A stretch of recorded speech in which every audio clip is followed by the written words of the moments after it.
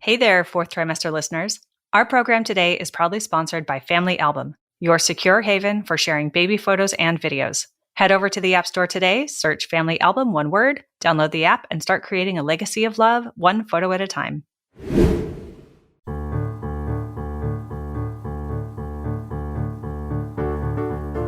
Hi, I'm Sarah Trott, and welcome to the Fourth Trimester Podcast. I'm a new mama, and this podcast is all about postpartum care for the first few months following birth, the time period also known as the fourth trimester.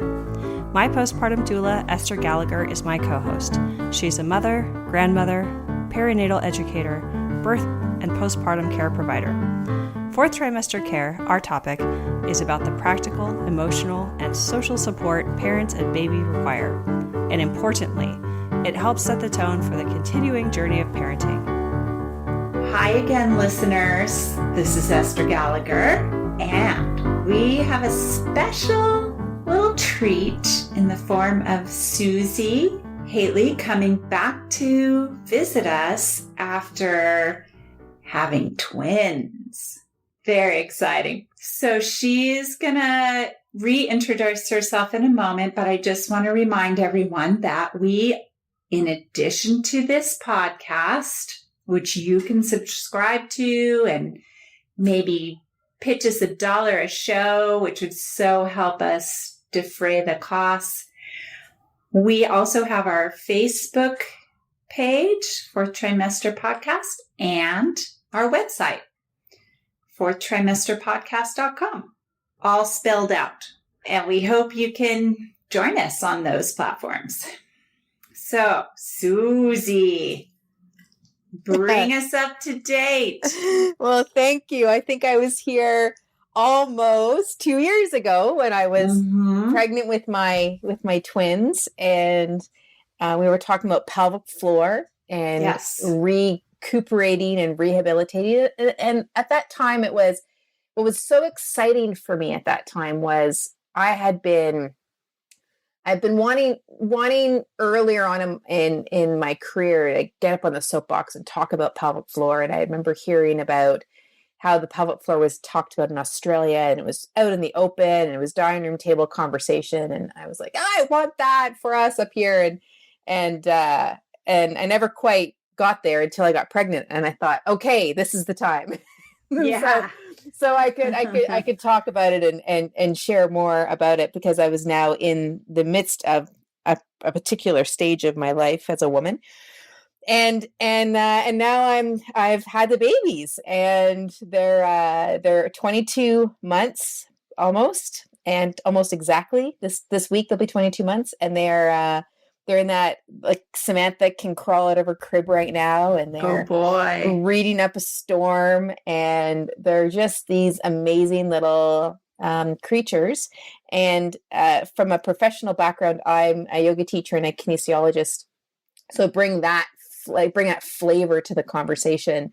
And it's interesting, because I remember when I was talking to a friend of mine, and she said, so given all that you knew, and given all the experience you had with women going through postpartum and pregnancy, and now you yourself have gone through it, what's different?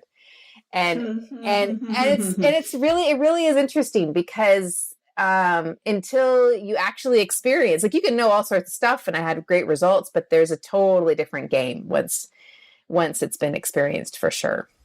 Well, I mean, I've had this said to me so many times by my clients who were medical or other types of professionals, pediatricians, obstetricians, etc., who have said to me, I'll never talk to my clients the same way as I did before I actually became a parent. Yeah. There's just a different consciousness. Yeah. And it's funny, because there's so many ways to parent, and there's so many ways of having a baby. There's so many ways of getting pregnant. There's so many ways of delivering the baby. There's so many ways. And yet just having the experience, I mean, I think in some ways, for some people it could actually close them down to, this is the way it should go. Cause I certainly know of stories of that happening. Oh, yeah. No, for me though, it's just opened up the experience, and I'm someone who loves to explore and be curious and it's opened up the world for me. That's great. It's lovely. It really is lovely. And like today, for example, my kids tore apart a book and I said to them, I didn't yell at them. And I just said, your books are like your heart and you don't want to tear apart your heart. And they looked at me because they understand stuff. They understand tone and they do understand a lot of what I'm saying. And they looked at me and they were like, uh-oh. I said, yeah, it's a big uh-oh. And they took the book and they put it together and they patted the book. And they put the book away. It was really cute. It was really, really cute. So hopefully that message got in, but I suspect I'll see a few more torn books. Well, it's always nice to phrase things in terms of a positive, right? Like, what do you want to do with that book? Yeah. Not only what you don't want to do, right? It's like, yeah, they learned, we want to take care of this thing. I mean, it was really exciting and fun to rip it up and pull it apart. And of course, that's really fun. But then... Yeah, and of course that happened when I wasn't in the room, right? Yeah. I could hear it. Yeah. Uh-oh. Uh-oh, says Mama. Yeah. Yeah. Yeah. So tell us about your end of pregnancy through birth and postpartum healing and recovery story. Well, what was interesting is I'm not sure if I shared this on the call the last time, but when I at the end of my first trimester, I was diagnosed with the Placenta Previa. Mm. And what was interesting is when, and 2 days later, I was supposed to fly to New York, and I'm a Canadian.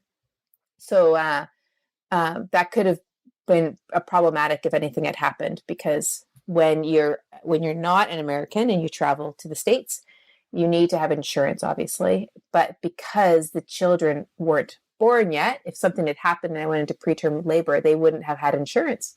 So then that could have been a problem. And it was interesting because the technician, she just said, "Oh, no problem. It just means the door is closed." And so there's no exit. So usually these things move. And if not, then you'll be looking at a C-section. And she just sort of said it matter-of-factly. Then when I go into the OB's office, because having twins up here in Canada, you're an automatic OB candidate. And she said, or the doctor, the resident came in, he said, "Well, we've got a problem." And I'm like, "Really? We have a problem?" And he was very grave about it. He goes, "Yeah, you have a placenta previa. This isn't good." I'm like, "Really? I just thought meant there was no exit." And then he said, "Well, you actually can't do anything anymore." I'm like, "What?"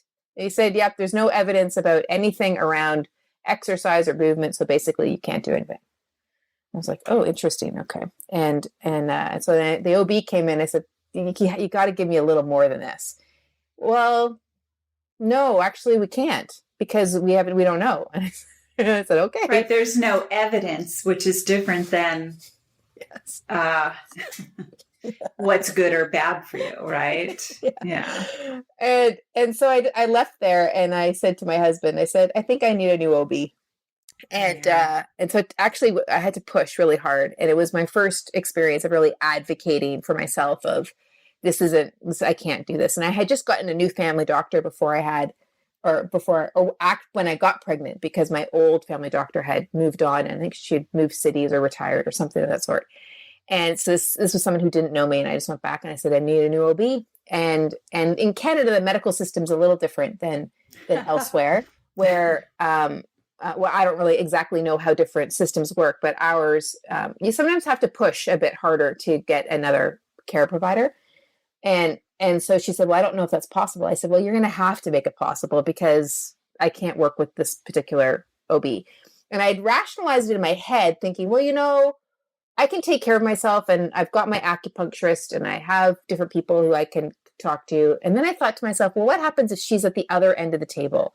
Like, even if this previa did shift and this does become a vaginal birth, do I really want her at the end of the table? And that's when I realized if she was in the room, I would shut down physically and emotionally. And I couldn't, that would be unfair to the whole scenario. Mm-hmm. And so that's when I just really pushed hard. And then I got shifted to a different OB who was a very caring man. And we had some really good conversations. And as the weeks progressed, less alarmist, I hope. Yeah. And he said, so what was up with the other doctor? He goes, she's a really good surgeon. I said, I'm sure she is. And I didn't tell him the whole story. I just said, I think I made some story up about how I couldn't get a couldn't get a booking. So it was a bit of a white lie. And he said, yeah, he's a good surgeon. I said, I bet she's a really great surgeon, because she came across as a really great surgeon, if you know what I mean. Like, her bedside wasn't terrific. And then as the weeks went along, and it was the placenta wasn't moving, and it wasn't moving. It was I think it was 2 inches. Like, it was a significant previa, and it wasn't moving an inch. And I was coming to the realization that this was going to be a C-section. And he said, we've got to schedule you for 35 weeks as we were getting closer. And I said, do we really need to do 35 weeks? Really? And he said, I'm just really concerned that if you start laboring and you bleed, all of you could die. And I said, okay, fair enough.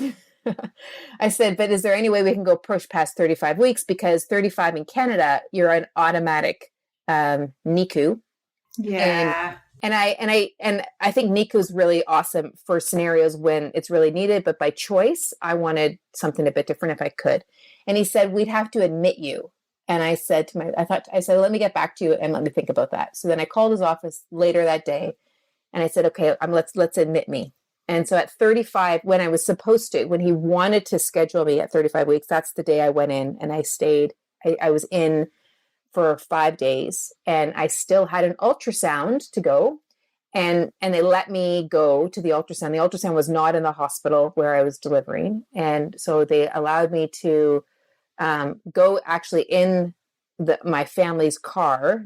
They were initially going to take me up in an ambulance, but they let me go up into in a car, because they figured it wasn't going to be that far between hospital. So if something did happen, I'd be pretty close to one or the other. And it turned out the placenta had moved, but it was, I know, but it hadn't moved a lot. It was still low line. And they were still concerned, but it was low line. But the babies had kind of shifted where, Lewis, who's my son, he was the one lower. He was breech, and he'd been breech for a bit. He was breech. And then Sam was kind of hooked transverse. And the OB he said, I'm not sure you'd find an OB in the city who would deliver vaginally. It's too easy for these two to get stuck.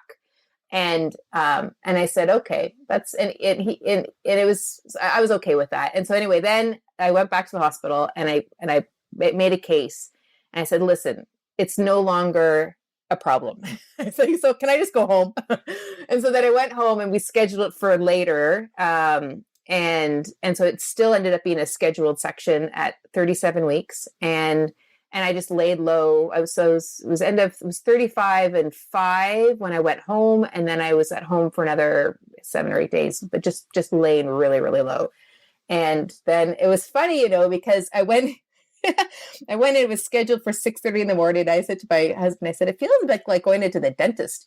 It's like, you walk in and you do your thing down in the hospital admin, and you walk on up and you get I met the surgeon, and the surgeon who was doing it, my guy, he had been on call the night before. He offered to be in the room, but he wasn't going to actually do the surgery. And I was fine with that. I was glad he was going to be in there. And the woman who did it, she was so lovely. And we just had a really nice chat up front at the start. And then I went off and got into my stuff, and it was just such a weird, in some ways, a really surreal experience, because it's not like typical, your water breaks, you go to the hospital, there's a little bit of excitement and drama. It was really like, hey, how's it going? Da, da, da, da, da. Yeah. Talking to the team. And with the twins, you got a bit of a team, right? You got someone for each child, and so anyway, it was just really funny in some ways. And then I asked for the placenta, and she's like, sure, I don't see a reason why you can't have the placenta, which I was like, wow, okay, cool. And then went in. It's just one placenta. There's 2. No, there were 2 placenta. Oh. Yeah. And they let me have both. Okay. And then I went in, and it was just I just found the whole thing really quite funny. I still laugh about it because they strap you down and they put the I can't even remember what they gave me drug wise, but I could feel myself wanting to vomit and my blood pressure dropped, and I could see everyone sort of scurrying around like there obviously was a bit of a problem. But so did they give you an epidural? No, because it was a section, right? So it was a C-section. So it wasn't, there was no, it wasn't an epidural, but it was a spinal. It was something spinal that they gave me. It was a spinal. Yeah. And then I was also drugged out. And he actually called it high-powered gravel, which was a pretty good way of saying it, because really it was just a whole bunch of opioids that I was also on. And my son-in-law had a fentanyl addiction. And so he didn't know that, but I was really glad that he didn't tell me that it was fentanyl, even though I know fentanyl in the hospital is fine. There was just because of that history. I was like, but I looked at the bag later on. I'm like, I'm really glad I didn't know that this is what was really, that I was having that. So it was really, there was a lot of smart things that they did around, care and communication. And even when my blood pressure was dropping and they were scurrying about, I felt completely safe and very well taken care of. And they actually let my husband videotape the entire thing, because the anesthesiologist was sort of in control of whether he was allowed to or not. And he said, what are you as a profession? And Stu said, I'm a firefighter. And he said, okay, that's fine. Because if you weren't a firefighter or a first responder or a farmer, I would not say yes, because every other guy will drop and faint when they see blood. And particularly in this particular case. And so Stu it almost got a little out of control, but the OB actually had to say to him at one point, you need to go on the other side of the curtain. Yeah. And so he got, you're not performing this surgery. Sorry. Yeah. So he was just super excited. Right. And so we got some really good footage of the surgery, of the babies coming out. And it was for a section, which I don't think that wasn't my first preference, obviously, but for a section, it was a terrific experience. The scar, and my scar is now completely gone, which is another story. That whole process was terrific. And then the recovery, that was a Thursday morning. I was in at like 10 after 9. I was out at 9:45. And in recovery, and I was in the hospital until Saturday. And then I actually asked them if I could stay one more day, because we had some care coming on Sunday, and I didn't want to be there on my own with just the kids and my husband. So we stayed one more night and then got discharged on the Sunday. And then from there, it was the recovery went from there. So it was a really terrific story. But I think the big message for anybody is, no matter where you are and what healthcare system you're in, is to really pay attention to what is it that you need and to advocate. And I have to say, the first time I did that with that one family doctor, who's no longer my family doctor, I really pushed hard, and I actually brought my husband and I asked him to dress in his firefighter blue uniform, just on, because I garner whatever authority you can. You have sometimes you have to pull whatever you can pull, because sometimes you just have to. And so I just really pushed, knowing that it was because at that point I didn't know that the placenta wouldn't move. And if I was a vaginal delivery, I didn't want to feel unsafe in that space. So the advocating for oneself is so, so important. Yeah. And I will say that, Susie, you're somebody who's quite body aware and has a certain degree of, you have sisters, they've had children, you've been in this world of women's health and physiotherapy. You're a think for yourself kind of gal. So, it's challenging enough when you're that kind of person to hear a message from a medical provider, take a step back and say, I'm going to process this quickly, right? Like, I don't have 9 months to process this. I've got a short amount of time, but I'm going to step back and look at what they've told me, sink into my own being and see, what is it that resonates with me and what is it that's dissonant? And there's where I'm going to point my curiosity. Like, okay, that doesn't feel right for me.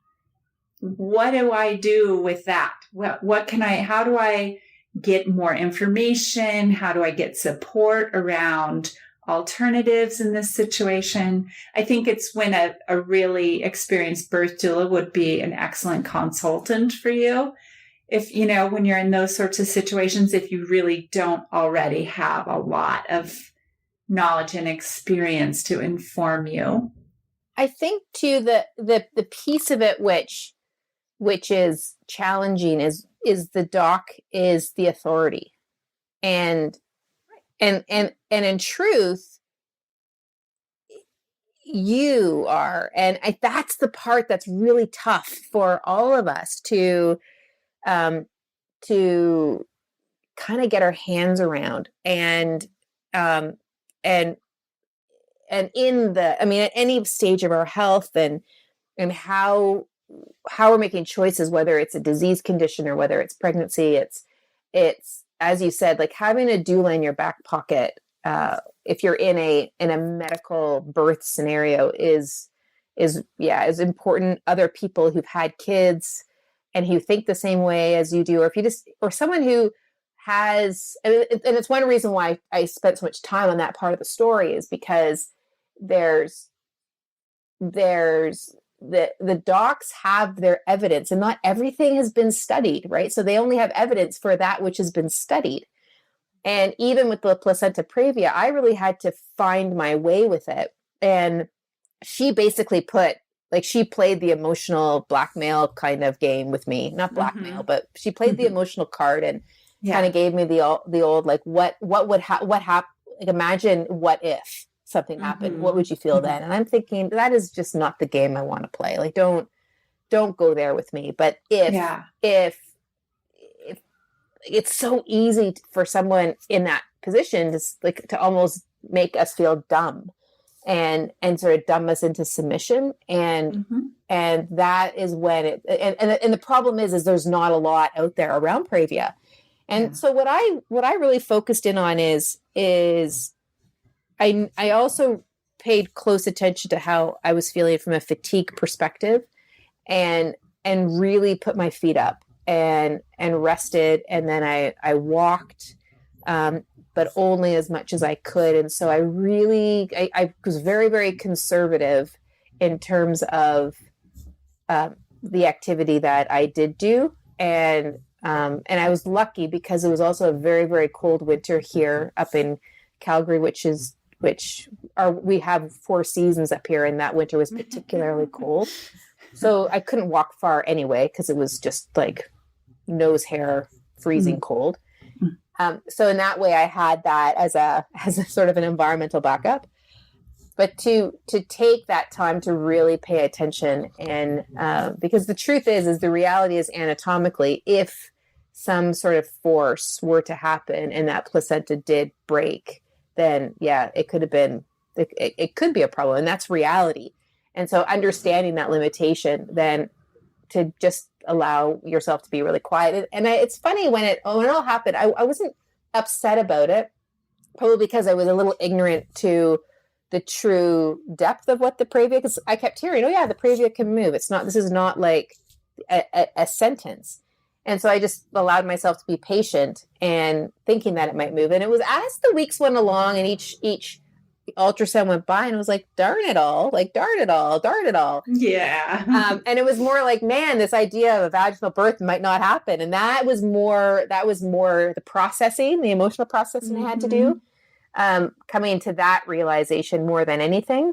And then when I got there and got to that place, I had to sit with that emotion of it not going the way that I planned. And I know that I still think it sounds kind of silly, but I'll admit it. Like, I went through that phase of darn it all anyway.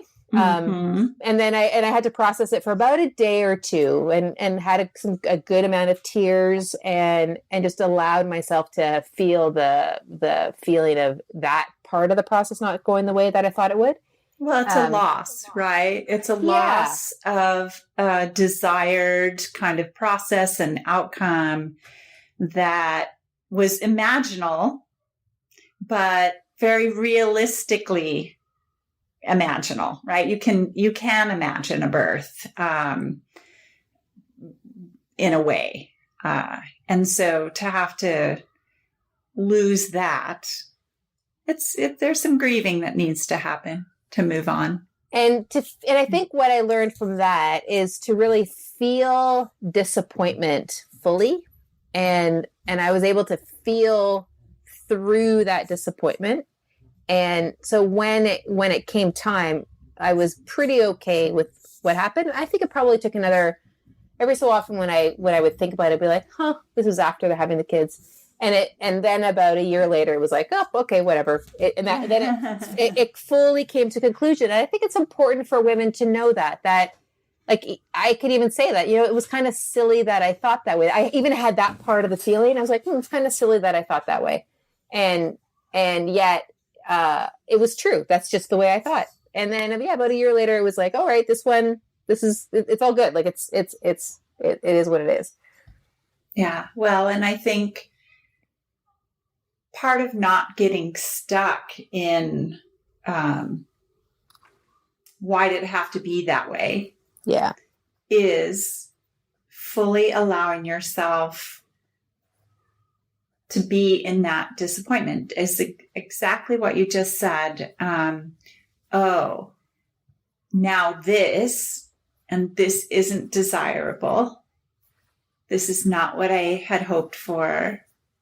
I'm really a bit miffed and sad and confused all at the same time. I'm going to do what I can to kind of bring myself up to speed with the understanding of my situation, but I'm not going to do that instead of feeling my feelings. Yes. Yes. Yeah. Yeah. Hey, fellow parents, can we take a moment to reflect on the joyous chaos that is parenthood? You know those days when our hearts swell with love at the sight of our little ones and we're bursting at the seams to share every adorable moment with the world.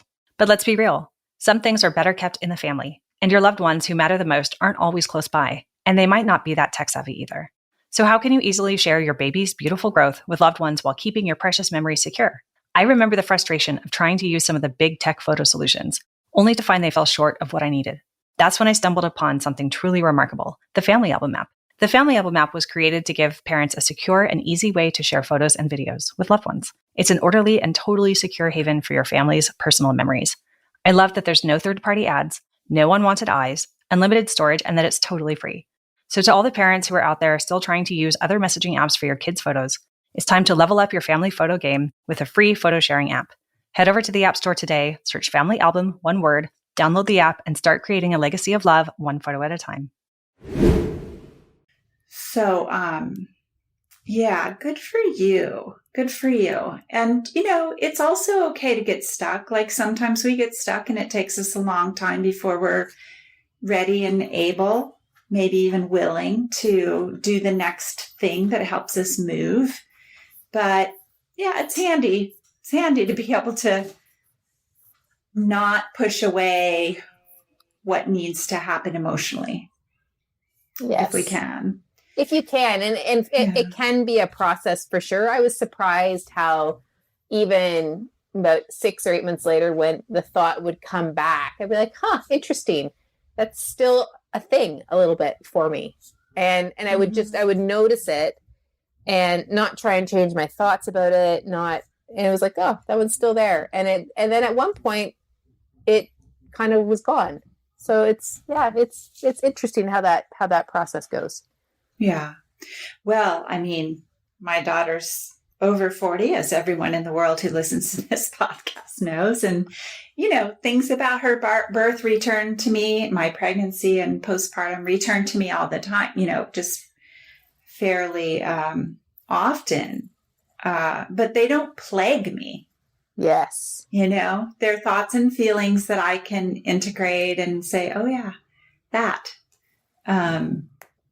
In a way, they keep me connected to all of this. So I feel blessed by them, even if some of them are difficult, But yeah, this is great. Susie, we're going to wrap up pretty soon, but I wanted to ask you a little bit about some of your postpartum. You mentioned that you stayed in the hospital an extra day so that you could return home when there would be carers for you.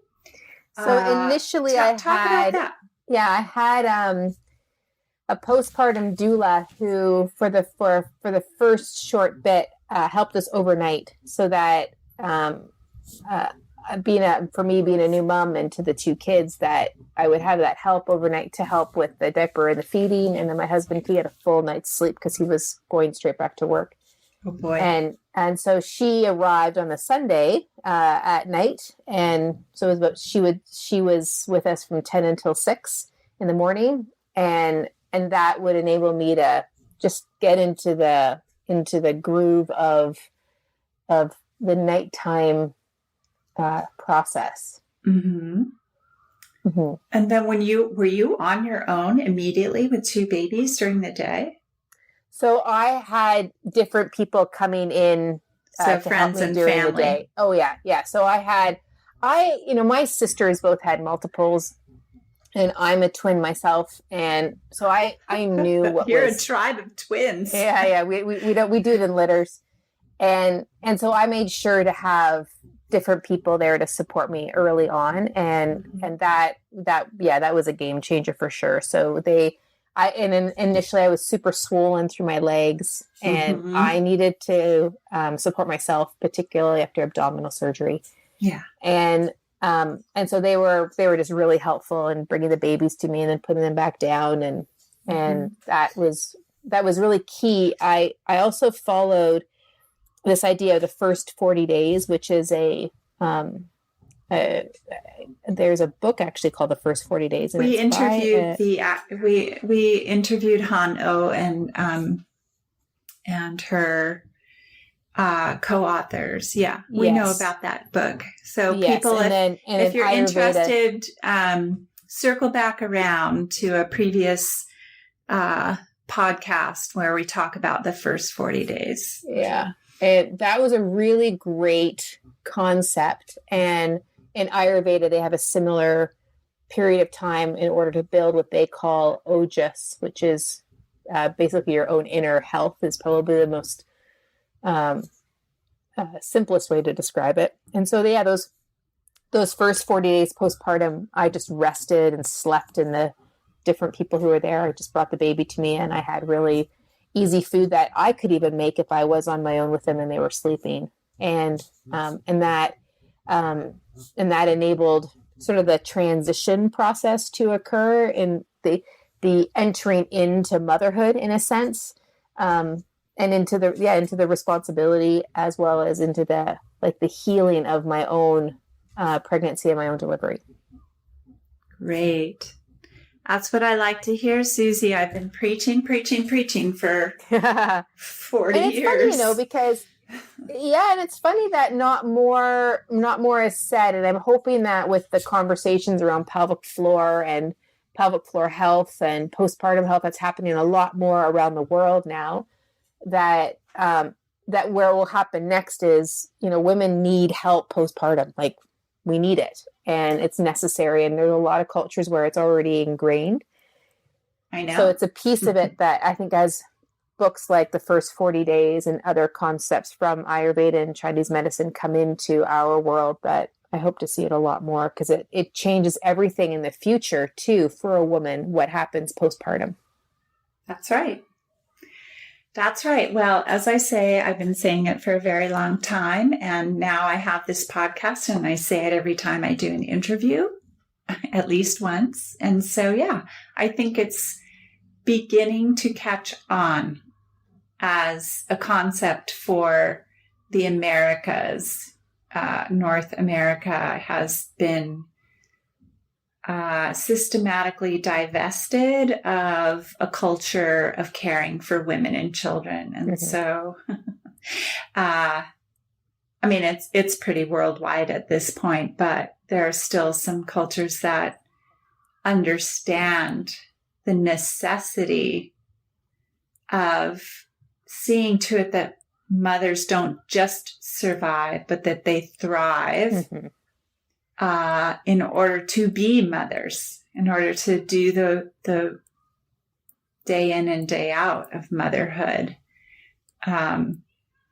Yeah. Well, I'm so glad you had that experience of support, Susie. Way to go. And before we go, do you want to talk anything about sort of core fitness, pelvic floor after a C-section? Any little tips? Yeah, I think that what I found to be really important is to not push. And so I mean, like I said, I was really quite swollen post-surgery, and that took about 2 weeks, I think, to really move through my system. And I was walking a little bit, as much as I just easily could. And then it wasn't really until about 5 or 6 weeks postpartum that I started to play around with a little bit of basic hip stability and like very basic bridging, very, very basic, and general just movement. I was doing more movement, not so much specifically for regaining my core or getting my body back. It wasn't like that at all. It was more, what can I do to help myself breastfeed more effectively? And so, because I was noticing how I would tend to slump, and I was just single. Initially, I was just single feeding, and then we moved into tandem later as the kids were able to do it. But there was a bit of slouching and a bit of slumping, and I was going over the crib to pick the kids up, and so I was more moving to support myself to do that task. And then when I was able to have more stamina around doing that task, because it's pretty tiring period postpartum, but then breastfeeding can be tiring as well. The whole thing can be tiring.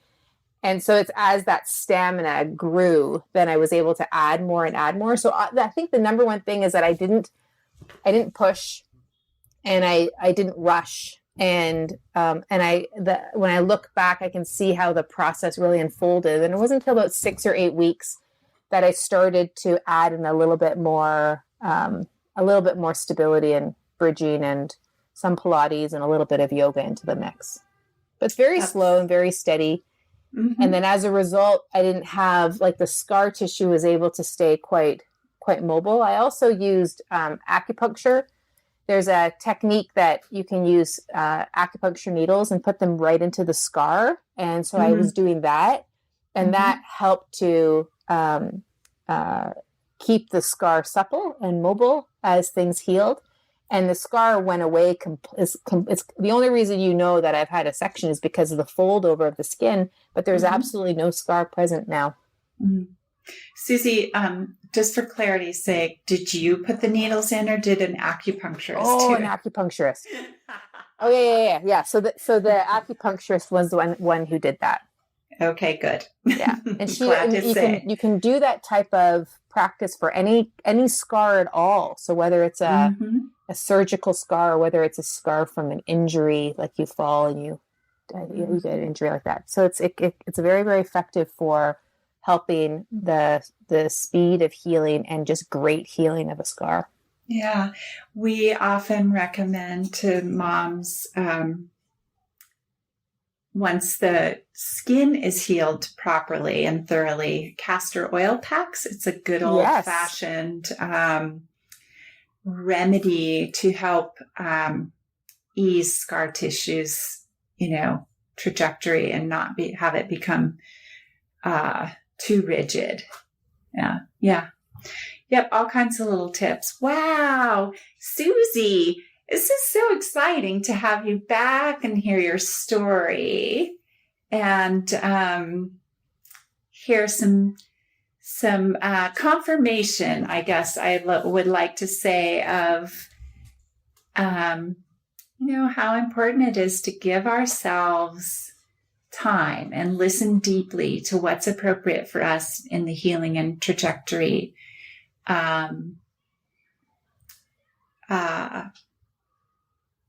mode, because I think that recovery, we can't have a do-over. We can push ourselves backwards into recovery needs, but we can't, that's just not the way we want to do it. And I don't know. It sounds like your partner must be somebody who really supports you in knowing what's important for you and getting the support that you need. Would that be fair to say? I would say so. And I would say so. That would be. I mean, he wasn't blocking. He wasn't trying to block you getting the care that you needed and bringing in families and friends and a doula and all the things that you knew would be necessary for you to have a healthy recovery. Yes. And he's had kids of his own. So this was his second family, and he had never experienced twins. And yet I had my two sisters that had the twins. And I remember my dad, when he found out, he said, "Oh, Susie, just make sure you get the support. That's going to be so important." Yeah. So I knew going in that it was going to be necessary. And I think at one point he said, "But come on, we should be able to do this." And I said, we probably could. And how about we thrive through it rather than be afraid? Yeah. And it didn't take long. Yeah. And I didn't have to push that hard, I don't think. And particularly when we found some of the people, there are people who are still involved with our family now today, even on a very casual or just caring, just their friends now. And it's just lovely to have them in the mix, and the kids know them. And I think the bottom line is it's that we all need support, and it really truly does take a village, and there's no shame in it. And that idea of support will just help your marriage, right? It will help that relationship and help you be a great parent to your kids, because you just won't be as tired. And I know there'll be some people listening to the show and say, well, that's fine and great, but how do I find that support? And I can tell you. And there's different, there's an answer.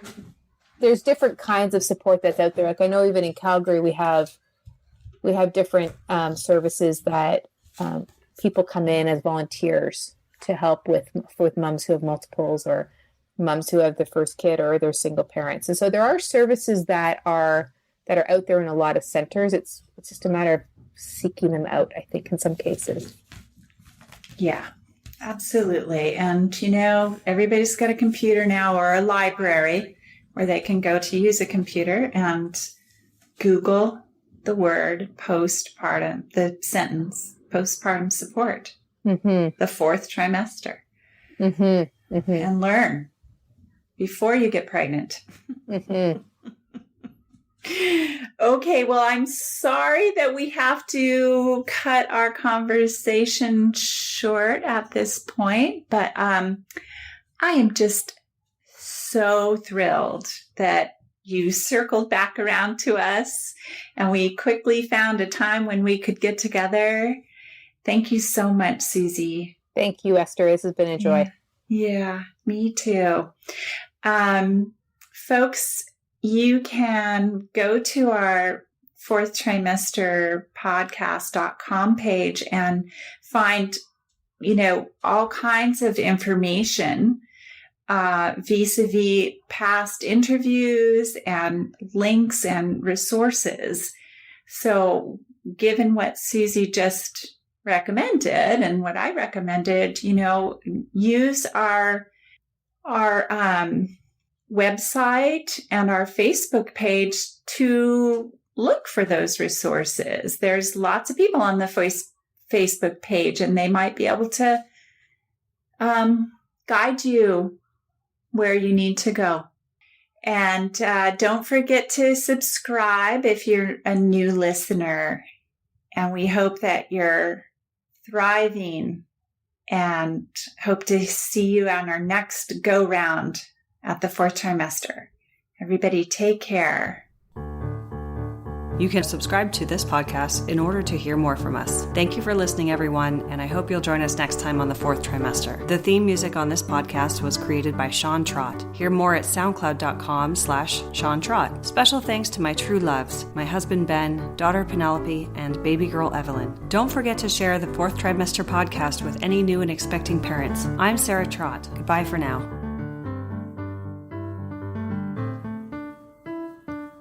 Hello again, bicycle man. I know you're doing all that you can. I wrote the song, simple and true. I wrote the song, I'll sing a song for you.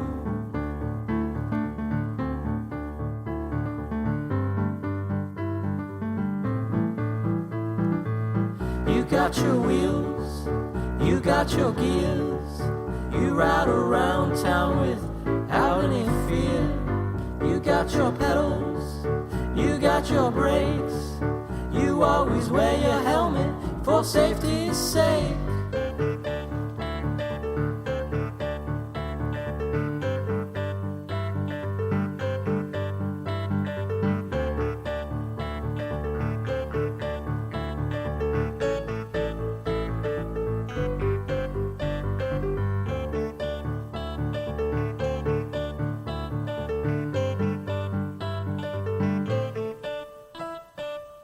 Hello again, bicycle man. I know you're doing all that you can.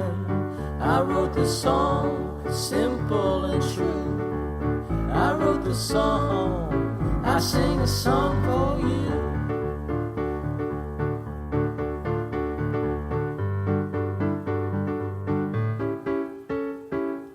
Hello again, bicycle man. I know you're doing the best that you can. I wrote the song, simple and true.